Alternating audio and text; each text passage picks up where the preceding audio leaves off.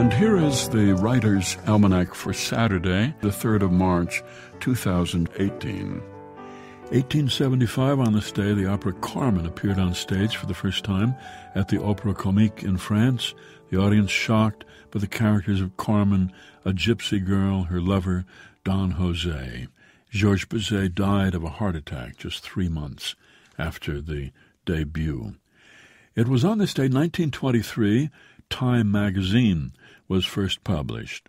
Still the most widely read weekly news magazine in the world, though circulation has declined since the late 1990s. Still, about 20 million Americans read it every week.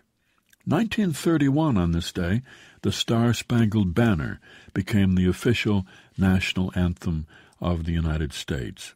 Written by Francis Scott Key toward the end of the War of 1812, he put his poem to music, the song To Anacreon in Heaven, a bar-room song. The Star-Spangled Banner competed with My Country 'Tis of Thee and Hail Columbia for ceremonial uses. The U.S. Navy was the first to adopt the Star-Spangled Banner officially in 1889. The White House recognized it in 1916, and in 1931, Congress made it official. Beethoven's Moonlight Sonata, published on this day, 1802, Piano Sonata No. 14 in C-sharp minor, Opus 27, No. 2.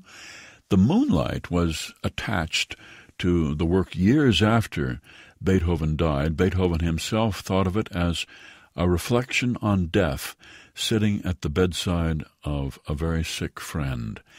And it's the birthday of the host of This American Life, Ira Glass, born Baltimore, 1959. He was 19, college freshman, looking for a summer job, got an internship with NPR despite the fact that he'd never listened to public radio. Became a producer of All Things Considered, then moved to Chicago, 1989. 6 years later, launched This American Life.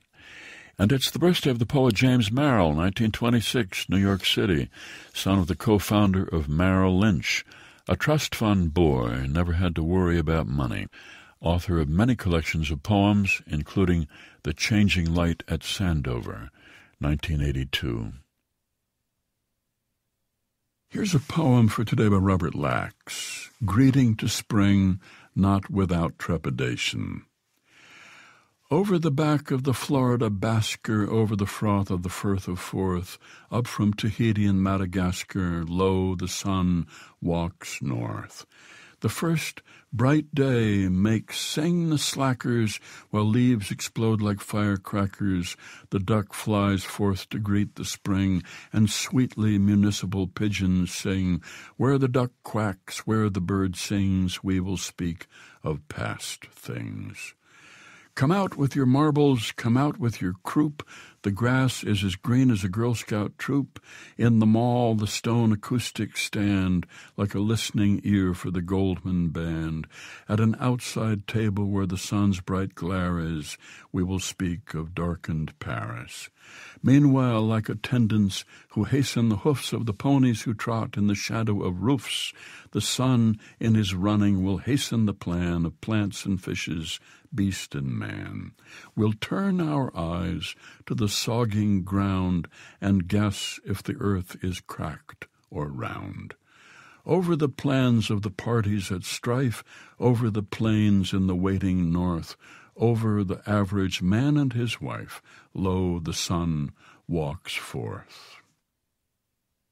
Robert Lax's poem, Greeting to Spring, Not Without Trepidation, from his collection Tertium Quid, published by Stride Publications, and used by permission here on the Writer's Almanac, supported by Progressive Insurance, with its Apron Project, celebrating progress and the people who make it happen, and by Lumosity, introducing a 10-minute FIT test to challenge memory, attention, and problem-solving to calculate baseline scores. Learn more at lumosity.com.